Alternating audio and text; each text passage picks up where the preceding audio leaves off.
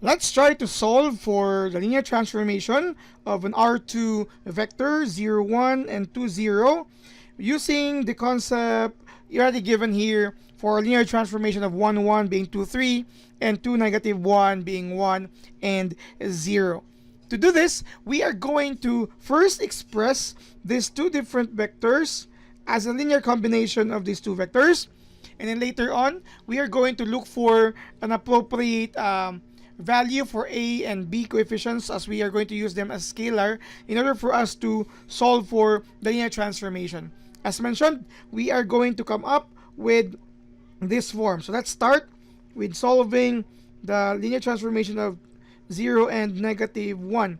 To do that, we're going to express 0 and negative 1 as a linear combination of 1, 1 and 2, 1. 2 and negative 1 rather, using a and b constants. So we have here a and b as element of R. So a times 1, 1. Then plus, you have b times 2 and negative 1. Okay? Once we can establish a and b, what do you call this one, values, then we are going to solve now for the linear transformation. But of course, let's do it like this. We have 0, negative 1, that's a and a. Here, that's 2b and negative b. Okay? Next, you're going to add them, 0, negative 1. So we'll have here a plus 2, so that's 2b.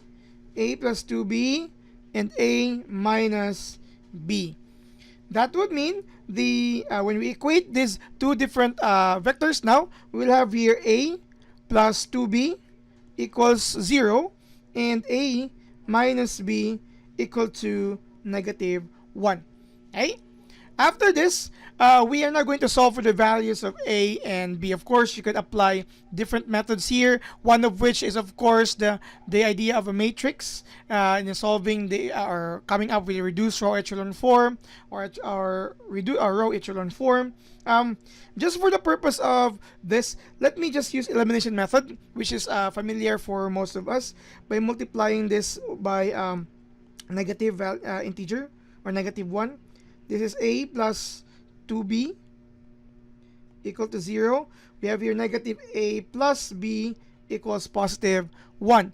So I can already cancel this one here. So I have a result here of 3b is equal to 1. When dividing both sides by 3, we have b is equal to 1/3. So this is the constant for value for b. Now using this to any of the two, I'm just going to use this here. Okay, so a minus b is equal to negative 1. A minus 1/3 is equal to negative 1. If I'm going to have here a is equal to negative 1 plus 1/3, the value of a is 2/3. No, negative 2/3. Using these values, we have now established that this is a linear combination of the other two vectors. Or in other sense, we'll have this form. 0, negative 1 is equal to a, which is negative 2/3. Then times 1, 1 plus positive 1/3 times 2 and negative 1. Okay?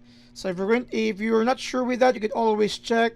You'll have negative 2/3 times 1 is negative 2/3. 1/3 times 2 is 2/3. So add them up, that's 0. This is negative 2/3. That's negative 1/3, so negative 1.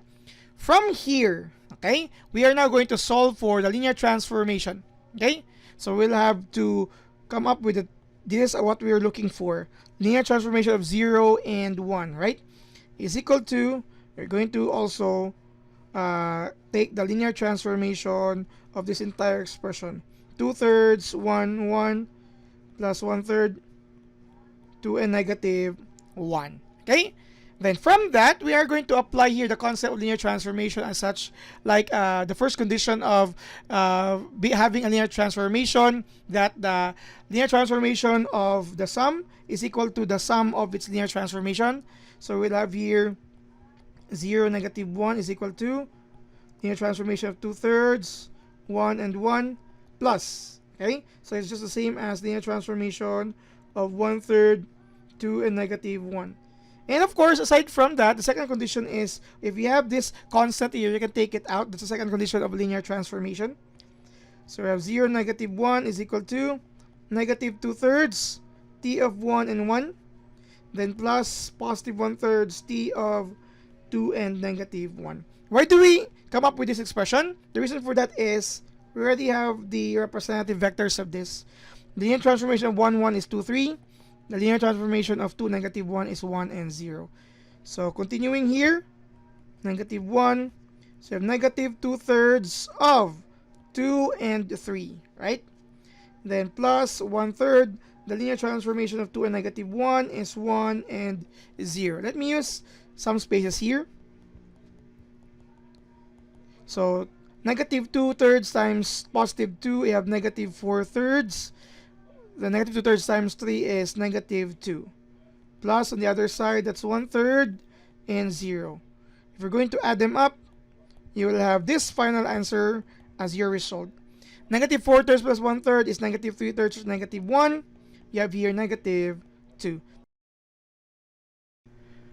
Okay, let's continue this same process for our second unknown. We're going to solve for the linear transformation of 2, 0. Using the same processes, we are going to look for a certain a and b coefficients or constants that are element of R to make this 2, 0 a linear combination of 1, 1 and 2, negative 1. So we'll have it here. We're looking for 2, 0, right? 2, 0. So we are going to again use 2, 0 as a linear combination of 1, 1 and 2, negative 1 using A and B. Okay, where A and B element of the real numbers. So we'll have it here 2, 0 is equal to A plus 2B negative B. 2, 0 is equal to A plus 2B, A minus B. That would mean A plus 2B is 2 and A minus B is equal to 0. Same as earlier, we have a lot of steps that we could do here. We can use the raw echelon form of this matrix, but let me just use here a certain elimination method. So I have here A plus 2B equals 2 minus A, that's plus B equals 0. I could cancel that out. I have here 3B is equal to 2. In short, B is 2/3. So this is the value of B, and when I'm going to use this one here, A minus B equals 0. A minus 2/3 equals to 0. A is also 2/3.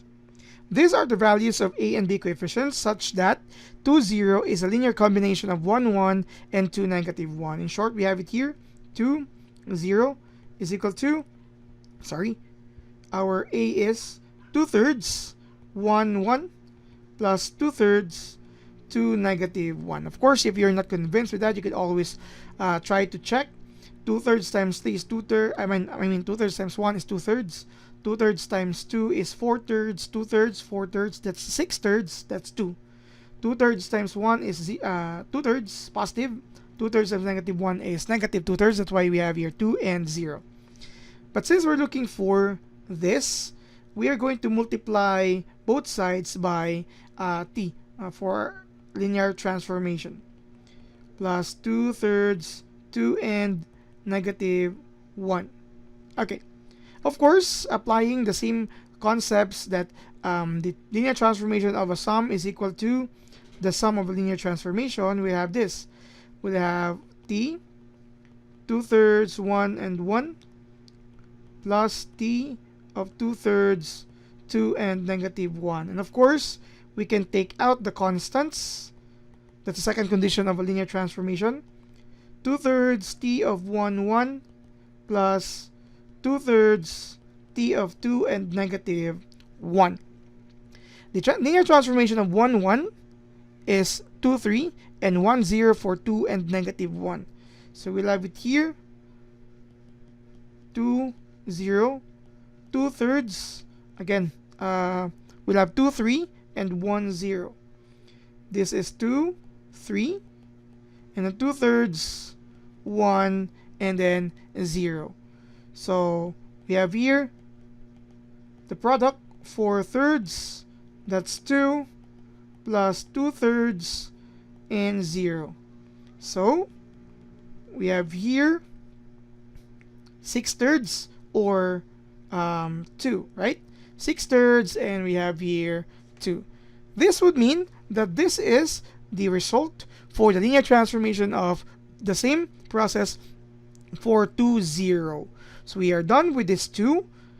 Okay, unknowns. Again, we used here the concept of linear combination in solving for these constants that will make it, or that will satisfy linear combination before we apply the concepts of linear transformation. Thank you very much for watching.